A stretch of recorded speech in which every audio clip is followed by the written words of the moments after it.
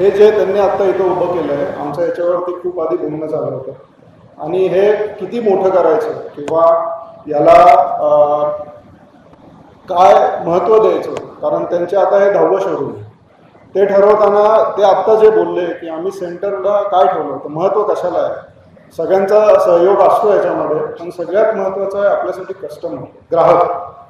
आणि त्या ग्राहकाला सोलापूर जिल्ह्यामध्ये काय अडचणी किंवा आपण त्याला अजून चांगलं सोलापूर जिल्ह्यामध्ये काय देऊ शकतो, हा विचार करून हे शोरूम किंवा सर्व्हिस सेंटर बनवलं गेलं. आपण आत्ता फक्त शोरूमचं इनॉग्रेशन केलं, पण जर तुम्हाला वेळ मिळाला तर तुम्ही मागे सर्व्हिस सेंटर बघा.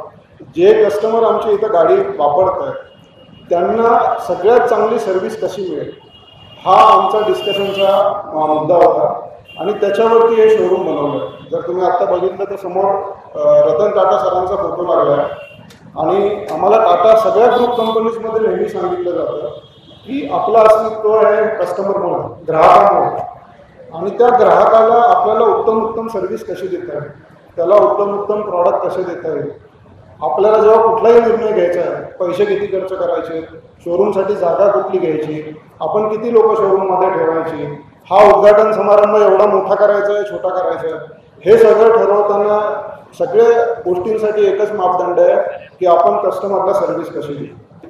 सो ती कदाचित जगातली पहिली गाडी असेल ज्या पद्धतीने ती गाडी बनवली गेली आहे. मी गाडीविषयी फार बोलणार नाही कारण तो हा प्रसंग नाही, पण मी जे स्टेजवर बसलेत मान्यवर आणि तुम्हालाही सांगू इच्छितो की ह्या गाडीमध्ये आपण ज्याला टेक्नॉलॉजी म्हणतो, गाडीची टेक्नॉलॉजी, पहिलं तर इलेक्ट्रिक व्हेकल म्हटलं की लोकांच्या मनात भरपूर भीती होती, संभ्रम होता. टाटा मोटर्स ही पहिली कंपनी आहे भारतामध्ये ज्यांनी 8 वर्षापूर्वी सांगितलं की आपलं फ्युचर इलेक्ट्रिक आहे. त्यावेळेला बाकीच्या कंपन्यांना शंका होती, त्यामुळे त्या कंपन्या ह्याच्यामध्ये उतरल्या नाही. मागच्या 4 महिन्यामध्ये ज्या नवीन गाड्या लॉन्च झाल्या त्या सगळ्या इलेक्ट्रिक आहेत. पेट्रोल डिझेल गाडी कोणी लॉन्च केलेली नाही, CNG गाडी कोणी लॉन्च केलेली नाही. याच्यावरून अगदी स्पष्ट दिसतंय की पुढचं जे फ्युचर आहे ते इलेक्ट्रिक आहे. टाटा मोटर्सकडे टियागोपासून हॅरियरपर्यंत आता इलेक्ट्रिकची पूर्ण रेंज आली आहे.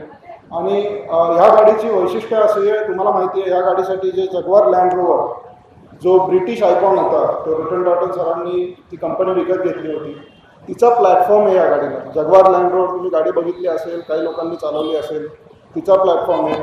त्याच्यामध्ये जे इंजिन लागले ते डिझेल आणि पेट्रोल गाडीमध्ये जे इंजिन आहे.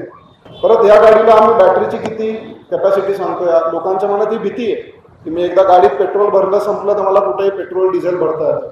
मी तुमच्या माहितीसाठी सांगतो, जे पेट्रोल आणि डिझेल वितरक आहेत, जसं आपण Hindustan petroleum, Indian oil, Bharat petroleum, यांचे जेवढे पेट्रोल पंप आहेत, 17,000 18,000 पेट्रोल पंप आहेत, त्याच्यापेक्षा जास्त चार्जिंग पॉईंट आज महाराष्ट्रामध्ये EVसाठी तयार झाले ऑलरेडी. त्यामुळे तुम्हाला चार्जिंगसाठी EVसाठी अजिबात घाबरायचं कारण नाही. आणि तरीसुद्धा या बॅटरीला एकदा तुम्ही चार्ज केलं हॅरियरच्या बॅटरीमध्ये, ती गाडी 500 ते 600 किलोमीटरची रेंज देते, तुमच्या वापरावर अवलंबून आहे. 500 किलोमीटर तुम्ही आज कुठलीही डिझेल किंवा पेट्रोल गाडी घ्या, तुम्ही टँक फुल करा, ती याच्यापेक्षा कमीच गाडी जाते. त्याच्या आधी तुम्हाला पेट्रोल भरावं लागतं. आणि इलेक्ट्रिक व्हेकल्सबद्दल बऱ्याच लोकांना माहिती नाही आहे. मी तुम्हाला सगळ्यांना रिक्वेस्ट करेन की आपण जे बोलतोय तुम्ही प्रत्यक्षात ही गाडी चालवून बघा. गाडी ब्रेक ज्यावेळेला आपण करतो त्यावेळेला गाडीमध्ये रिजनरेशन होतं. रिजनरेशन म्हणजे गाडी ब्रेक केली की गाडीची बॅटरी परत चार्ज होते. अशा बऱ्याच गोष्टी आहेत, मी सगळ्यांचा हे सांगून इथं वेळ घेणार नाही. आणि आम्ही ज्यावेळेला एखादी टेरिटरी वाढवून देतो, नांदेड, मग लातूर, त्याच्यानंतर आता सोलापूर जिल्हा, त्यावेळेला त्याचा ठरवण्यामागे तो निर्णय कसा घेतला जातो की कस्टमर सर्व्हिस कोण चांगला देऊ शकेल. गाड्या सगळेच विकतील, गाडी विकणं अवघड नाही आहे, अवघड आहे कस्टमरला सर्व्हिस देणं. आणि हे 10वं का 11वं शोरूम आहे आणि हे प्लॅटिनम क्लबमध्ये, प्लॅटिनम कपमध्ये येण्यासाठी डीलरला फक्त गाडी विकून चालत नाही, त्याला कस्टमरची चांगली सर्व्हिस द्यावी लागते.